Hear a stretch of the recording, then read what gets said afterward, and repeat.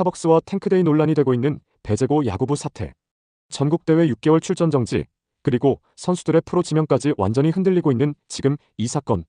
심지어 현직 기자는 이 학생들 이미 프로 진입이 어려워졌다는 발언까지 했습니다. 끝까지 보시면 이 사건이 왜 선수들의 인생 전체를 흔들 수 있는지 알려드리겠습니다. 지난달 29일 서울 목동구장 제81회 청룡기 전국 고교야구 선수권대회 1회전 배제고와 광주제일고의 경기 도중이었습니다. 배제고 응원단은 단체 율동과 함께 이런 구호를 반복적으로 외쳤습니다. 가야지 가야지 스타벅스 가야지. 여기서 끝이 아니었습니다. 한 학생은 큰 소리로 이렇게 외쳤습니다. 탱크데이. 왜 하필 스타벅스와 탱크데이였을까? 이게 왜 문제가 됐는지 모르시는 분들을 위해 설명드리면, 스타벅스 코리아가 지난 5월 5.18 민주화운동 46주년 기념일을 앞두고 탱크데이 책상의 탑 같은 문구를 활용한 마케팅을 진행했다가 5.18을 희화화했다는 거센 비판을 받은 적이 있습니다. 배제고 학생들이 광주 지역 고교를 상대로 이 사태를 대놓고 연상시키는 야유를 쏟아낸 겁니다.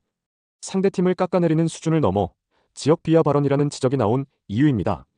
경기 도중 광주제일고 코치는 참지 못하고 이렇게 소리쳤습니다. 적당히 해. 스타벅스를 왜 가 이 XX들아. 이 장면이 그대로 퍼지면서 사태는 걷잡을 수 없이 커졌습니다. 배제고는 곧바로 SNS에 사과문을 올렸고 서울시교육청도 조사에 착수했습니다. 하지만 사과문 하나로 끝날 사안이 아니었습니다.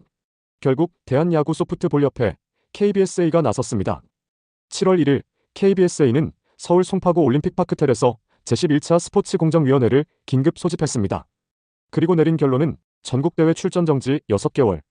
이 징계 얼마나 무거운 걸까요? KBSA 관계자는 이렇게 설명했습니다.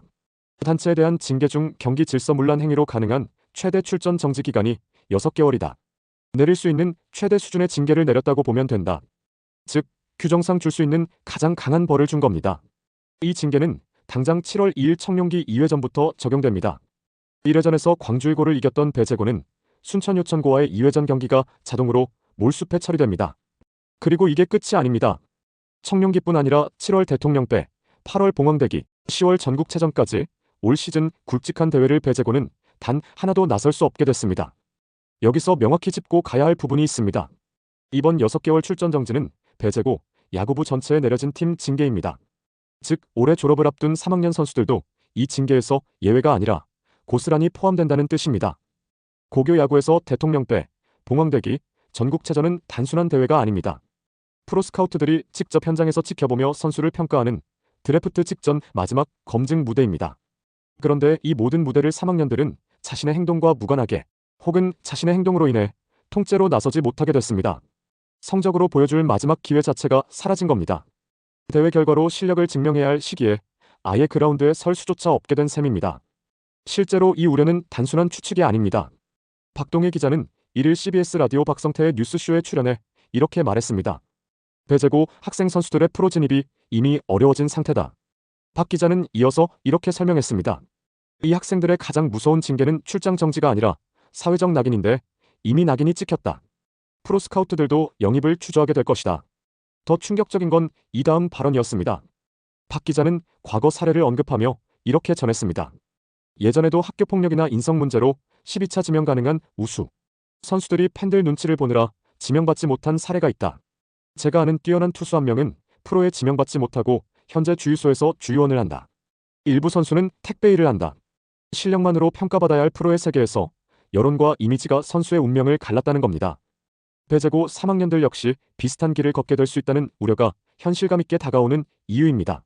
한편 배제고 측은 오늘 광주일고를 직접 찾아 사과하려 했지만 무산됐습니다. 광주일고 측이 우리 학생들이 사과를 받아들일 만한 마음의 준비가 되지 않았다며 방문 제고를 요청했기 때문입니다. KBSA는 이번 사건을 계기로 모든 대회 감독 미팅에서 부적절한 응원 금지를 의무적으로 안내하고 사회적 경제적 폐해를 초래한 경우 가중 처벌하는 규정도 새로 만들기로 했습니다. 다만 응원을 주도한 학생과 지도자에 대한 개인 징계는 아직 나오지 않았습니다. KBSA는 출전 제한 기간 중 면밀한 조사를 거쳐 대상자를 특정한 뒤 다시 심의하겠다고 밝힌 상태입니다.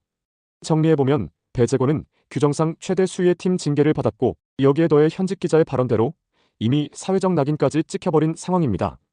여러분은 이 사태, 팀 전체 징계가 충분하다고 보십니까? 이 정도 벌로 본인들이 잘못한 걸 깨달을 수 있을까요? 댓글로 여러분의 생각을 들려주세요. 오늘 영상 유익하셨다면 구독과 좋아요 부탁드리고 다음 소식으로 다시 찾아뵙겠습니다.